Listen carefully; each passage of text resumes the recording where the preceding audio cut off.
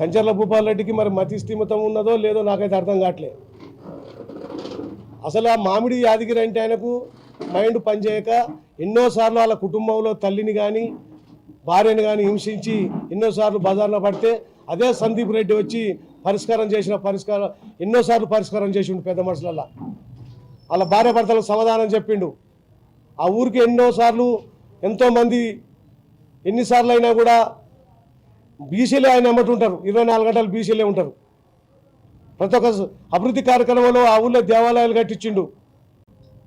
ఇవాళ కొత్తగా వచ్చి ఎలక్షన్ల మూమెంట్లో వచ్చి ఏడా వినాయన్స్ అయిద్దో ఏడా ఆ ఊరు అభివృద్ధి అయిద్దో అనే ఉద్దేశం మధ్యలో పెట్టుకొని మా బీఆర్ఎస్కు ఆడ స్థానం లేకుండా అనే ఉద్దేశంతో వచ్చి ఒక 5 ఏళ్ళు ఎమ్మెల్యేగా ఉండి కూడా ఏం మాట్లాడుతాడో ఆయనకే అర్థం కాదు. ఒక చిన్నపిల్లగాడి లెక్క వచ్చి గ్రామ అభివృద్ధిలో వద్దా ఆయన చేయకుండా చేయపాయే. ఇలా కాంగ్రెస్ గవర్నమెంట్ వచ్చి గ్రామాలలో మంత్రి గారు ఒక నల్గొండ నియోజకవర్గాన్ని ఆదర్శ నల్గొండ నియోజకవర్గాన్ని చేస్తాను కానీ కంకణం కట్టుకొని ఆ ఊరికి మొన్ననే 40-50 కోట్లు కేటాయించి రోడ్డు సౌకర్యం కల్పిస్తుండు. అది చూడలేక ఈయన ఎన్నడన్నా 10 రూపాయలు బీదవాళ్ళకి సాయం చేసిన దాఖలాలు లేవు. ఓ సచ్చినా బతికినా శుభకార్యం చేసినా మంచి చెడు చేసినా కూడా ఎన్నడన్నా 10 రూపాయలు సాయం చేసిన దాఖలాలు లేవు. ఈ కంచర్ల భూపాల్ రెడ్డికి ఏం మోకం పెట్టుకొని ఆ ఊళ్ళో క్యాండిడేట్ వేస్తాడు. గత 30 సంవత్సరాలుగా నల్గొండ నియోజకవర్గంలో జనరల్ స్థానాల్లో ఎంతోమంది బీసీలకు అవకాశాలు కల్పించి పదవులు ఇప్పించి వాళ్ళను ఉన్నత స్థాయికి తీసుకొచ్చిన వ్యక్తి కోమటిరెడ్డి వెంకరెడ్డి గారు అనే విషయాన్ని అందరు కూడా గమనించాలి. ఏదో ఇవాళ ఎలక్షన్లు వచ్చినాయని చెప్పేసి ఎలక్షన్ల సాకుగా పెట్టుకొని వారి మీద బురద జల్లే ప్రయత్నం చేస్తూ ఉన్నారు.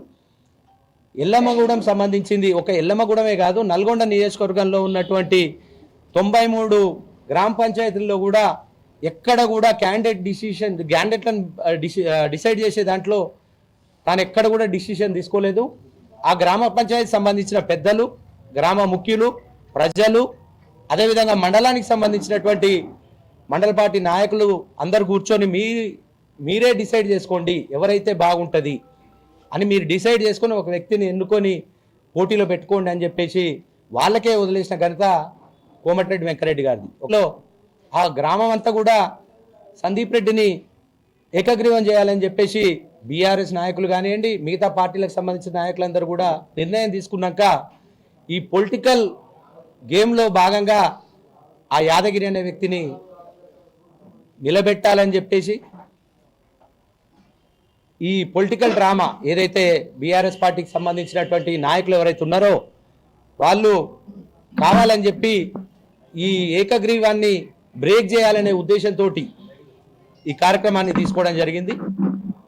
దాంట్లో కూడా ఈ కొత్త డ్రామా ఏమనంటే ఈయనను కిడ్నాప్ చేసినట్టు, తీసుకుపోయేదో కొట్టినట్టు, కత్తులతో బెదిరించినట్టు అన్నీ ఎప్పుడు చెప్తాడు? సాయంత్రం వచ్చి పోలీస్ స్టేషన్లో చెప్తాడు. మధ్యాహ్నం మాత్రం భార్యకు ఫోన్ చేసి నేను ఎక్కడికి పోలేదు, నా దోస్తులతోటి మందు తాగుతానికి పోయినా, దావత్లో ఉన్నా అని చెప్పేసేమో భార్యకు చెప్తాడు. పోలీస్ స్టేషన్కి వచ్చేమో సాయంత్రానికల్లా ఫ్లైట్ ఫిరాయిస్తాడు. దీనికి అంతటికి పొలిటికల్ డ్రామా ప్రజలందరూ కూడా గమనించాలి. ఇది ఫక్త్ పొలిటికల్ డ్రామా. తీన్మార్ మల్లన్న గారు కూడా ఎల్లమ్మగూడెం రావడం జరిగింది. ఎల్లమ్మగూడెంలో వాళ్ళ కుటుంబాన్ని పరామర్శించి బయటకు వచ్చిన తర్వాత మహిళలందరూ కూడా జరిగిన విషయాన్ని వారికి వివరించడం జరిగింది. ఏమని? ఈ యాదగిరి అనే వ్యక్తి స్వతహాగా మతిస్థిమితం లేకుండా ఎప్పుడు భార్యను కొట్టడం, తల్లిని కొట్టడం చేస్తాడు. ప్రతిసారి మేమే పోయి సముదాయిస్తూ ఉంటాం. ఆయన మతిస్థిమితం సరిగా లేదని చెప్పేసి మల్లన్న గారికి కూడా క్లియర్గా మహిళలు, గ్రామ పెద్దలు కలిసి చెప్పడం జరిగింది. ఇవన్నీ గమనించాలి. ఏదో ఒక వ్యక్తిని మీద బురద జల్లాలనే ఉద్దేశంతో, ఆయన డీఫేమ్ చేయాలనే ఉద్దేశంతో మీరు ఈ కార్యక్రమాలు తీసుకోవడం నిజంగా హాస్యాస్పదం. నల్గొండ పట్టణ ప్రజలు కానివ్వండి, నియోజకవర్గ ప్రజలు కానివ్వండి, జిల్లా ప్రజలందరికీ కూడా తెలుసు. వెంకటరెడ్డి గారి వ్యక్తిత్వం తెలుసు. ఈ 30 ఏళ్ల చరిత్రలో ఒక్కరి మీద దాడి చేయించడం కానీ, ఫ్యాక్షన్ రాజకీయాలు కానీ, భూ కబ్జాలు కానీ, పోలీస్ స్టేషన్లలో డామినేషన్ చేసి దొంగ కేసులు పెట్టడం లాంటివి కానీ ఎట్లాంటి చర్యలకు పాల్పడని నికార్స్ అనే నాయకుడు కోమటిరెడ్డి వెంకరెడ్డి గారని నల్గొండ పట్టణ ప్రజలకు అందరికీ తెలుసు. తీన్మార్ మల్లన్న గారు నిన్న ఎల్లమ్మగూడెం వచ్చి కోమరెడ్డి వెంకరెడ్డి గారిని రాజకీయ సమాధి చేస్తానని మాట్లాడినావు. మళ్ళొకసారి నువ్వు ఎమ్మెల్సీగా చేసి చూడు నల్లగొండల సమాధి ఎవరైతారో అప్పుడు తెలుస్తుంది. ఉత్తనే నువ్వు ఏదో తీర్మానం మళ్ళా నన్ను మేము అనుకుంటున్నాం, కానీ ఈ రోజుకెళ్ళి నీ పేరు, నీ ఇంటి పేరు మారుతుంది. తీర్మారు పోయి మాయదారి మల్లయ్యగా పేరు మారుతుంది.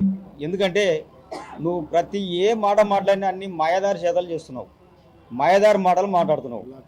నీకు అన్ని నువ్వు బ్లాక్మెయిల్ రాజకీయాలు చేసేది, బ్లాక్మెయిల్ రాజకీయం చేసుకుంటా పూట గడుపుకునే వ్యక్తివి నువ్వు నల్గొండలో ఎమ్మెల్సీగా చేసినప్పుడు నీకు వ్యతిరేకంగా పోటీ చేసిన నీకు ప్రత్యేక దేవాలయ రాకేష్ రెడ్డి చేసిండు. నువ్వు ఇటుకెళ్ళి కాంగ్రెస్ పార్టీకి వెళ్ళి నువ్వు చేసిన పోటీ.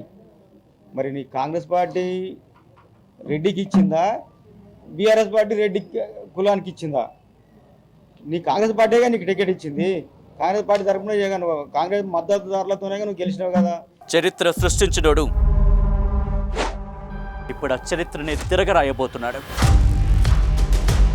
అబద్ధాల గోడల్ని బద్దలు కొట్టి నిజాలను రాగా మీ ముందుంచబోతున్నాడు.